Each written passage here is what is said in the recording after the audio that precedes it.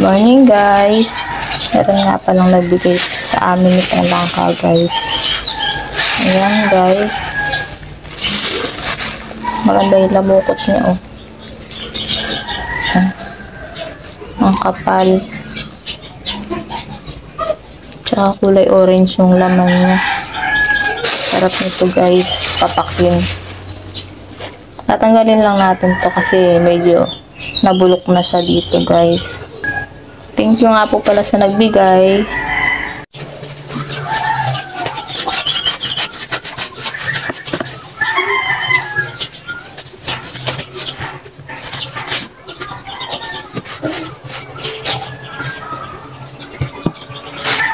Ang dami naman guys.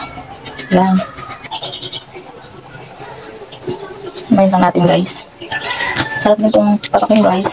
Kaya lang pagkakain kayo nito, dapat meron na kayong kinain na kanin. Kasi mamaya sa makatang yan.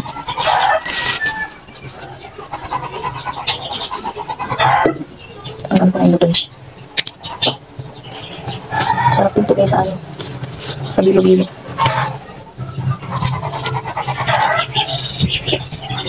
Makita nga guys, matamis. Matamis.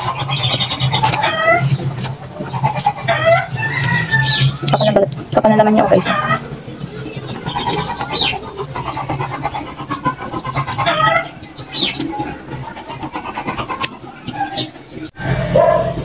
At ito na po lahat ng nahimay ko guys na langka.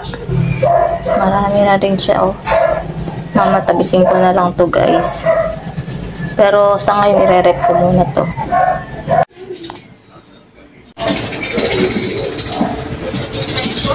Wow, isa lang yung buto niya guys. Ito lang. Tapos ito, hindi ko alam kung anong tawag dito. Ayan. Parang tumubo na yata yung buto ng papaya dito sa loob. Ang galing mo, seedless yung papaya guys. Guys, kakayurin ko nga pala ng luya. Ayan guys. Para mas malasa. And guys, magigisa na po tayo. Meron na po yung mantika, yung kaserola, at nandun na po yung kinayod kong luya saka bawang. Sunod natin tong manok guys. Meron din palang atay ito, tsaka balunan.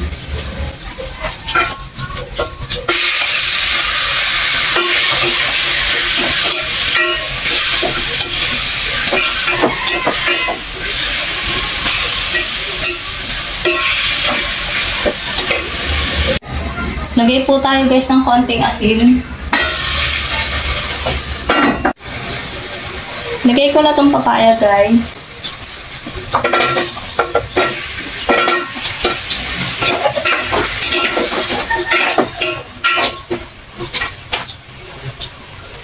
Lagay din tayo ng tubig.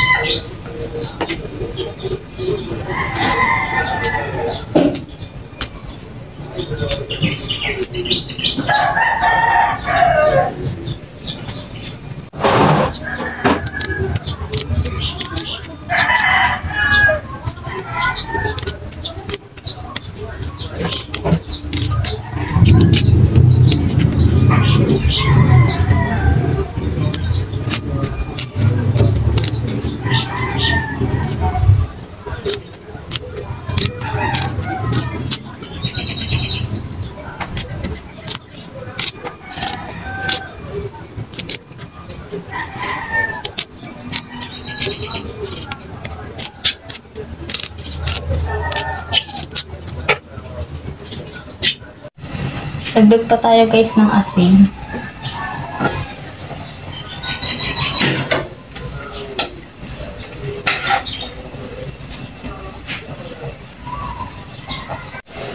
Tapos guys, ilagay ko na tong dahon ng sili tsaka malunggay.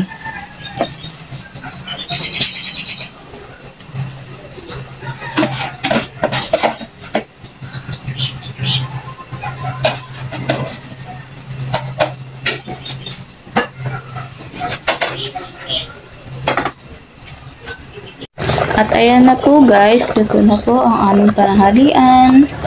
Tinolang manok. Salamat sa inyong panonood.